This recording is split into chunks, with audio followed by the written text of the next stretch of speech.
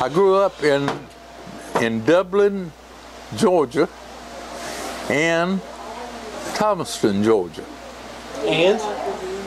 and Atlanta, about all around. Lived in Atlanta 3 different times. Where in Atlanta? Dublin was the first part. When I first moved to Atlanta, I lived at the corner of North Avenue and Memorial. Where did you start out? Was Dublin the first place? Yeah. I started out at, actually I was born in Cadwell, Georgia on May the 25th, 1933, and we lived on a farm in Cadwell. My daddy did. I was born on a Thursday at 10:30 in the morning. 10:30 in the morning at the home. How long did you live there? Till I was 2. And then we moved to south of Dublin in my mind went blank on me again. We lived in the south of Dublin, Olivet community. If you got any idea where Olivet community is, there's a road that goes from Olivet back through the woods to where the Brownings lived over there on Blue Springs or something. Wasn't it, is that where you? I don't remember Blue Springs. That's where I went. That's where I went fishing with your granddaddy. Okay. And he told me a lot of good stories. But we moved to the Olivet community, which is south of Dublin on Highway 19 going to Glenwood. And then we moved to Bethsaida community, and Daddy was buying a farm, and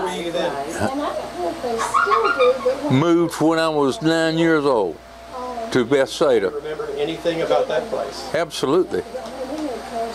What stands out in your mind about that place? That Daddy was buying a farm rather than being a tenant, farming on halves farmer. Went to church there, good church, Bethsaida Community Church. And I was telling Dan, in 1942, we had been on the farm 2 years. Second World War started. We were listening. Daddy just bought a radio. We were listening to the radio, and we went on to church that Sunday morning. And all of a sudden, Dublin built a veterans hospital. It was called the Naval Hospital. Big. And in 1942. In 42. So to the shelter, yeah. Which is one of the reasons they have. October in July of 42. The federal government came out and adverse possession. They took the farm, 110 acres. Wait, the federal government took the farm? They took it. Didn't he was buying it from a woman who owned it. He didn't have any paper on it other than he had paid her 2 years on it. The government paid her for what was left and took it. They brought the bulldozers in July. That's what's happening. Just when peanuts and cotton and everything's ready to harvest, they come in and bulldozed everything down. So the airport in Dublin, the first runway run right over the top of our house. They did not give Daddy nothing. He had 2 mules that he kept, and the AAA was called back then, where they looked after the farmers, you know. a farmer would go to the AAA and they would lend them the money to buy seeds and fertilizer and all that. And then when the crops came in October, they would come and pay them back. Well, all of that happened, and Daddy went down and talked to the man at AAA, and he told him, said, the only money that I've got is I've been offered $700 for my 2 mules, Queenie and Ada. And the guy said, well, we're not going to take your mule. And Daddy said, you let me have the money, I'm going to let you have the mules.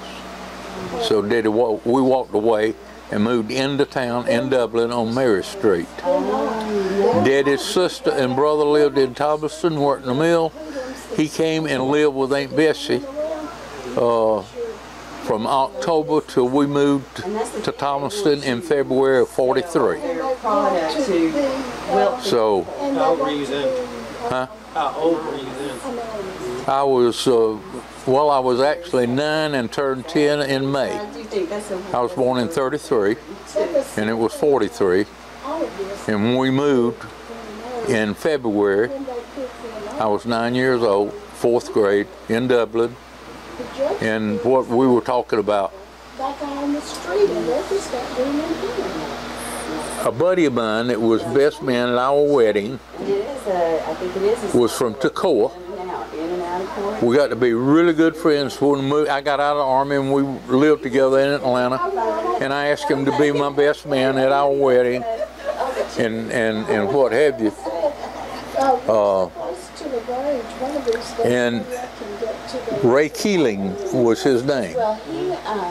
And Dan and I were talking about this because Kay's brother went to pharmaceutical school with Ray's partner who bought a drugstore in Gainesville. And get my thoughts going. Show you what a small world it is. I then later was in the trucking business, working this area up here, and I started going by because I worked Gainesville every week. I spent the night in Gainesville every Wednesday night and ran that terminal in Gainesville. And Ray and Harold Coulter had put this thing together. And there were 8 doctors in Gainesville that lent them the money to open the Atlanta Road drugstore, and they were doing real well. And I got to talking to his partner named Harold Coulter, and one day I was up there, and I asked him, I said, where are you from? He said, I'm from Cadwell, Georgia. I said, Cadwell? I said, I was born in Cadwell.